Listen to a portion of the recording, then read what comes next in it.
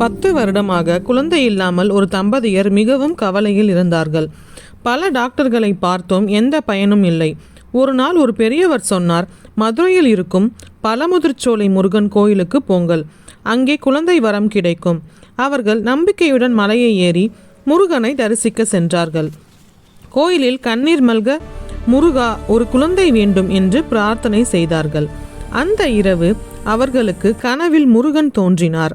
வேல் ஒளியுடன் முருகன் அருள் கூறினார், கவலைப்படாதே, விரைவில் குழந்தை பிறக்கும். 1 மாதத்திற்கு பிறகு அவர்களின் வாழ்க்கையில் அதிசயம் நடந்தது. டாக்டர் சொன்னார், நீங்கள் கர்ப்பமாக இருக்கிறீர்கள். 9 மாதங்களுக்கு பிறகு அவர்களுக்கு அழகான குழந்தை பிறந்தது. அவர்கள் குழந்தையை தூக்கி கொண்டு மீண்டும் பழமுதிர்ச்சோலை முருகனை தரிசிக்க வந்தார்கள். அந்த நாளிலிருந்து இந்த முருகன் கோயில் குழந்தை வரம் தரும் கோயில் என்று மக்கள் நம்ப ஆரம்பித்தார்கள். ஓம் முருகா. இந்த மாதிரி முருகர் கதைகளை தெரிஞ்சுக்க எங்களோட சேனலை சப்ஸ்கிரைப் பண்ணிக்கோங்க.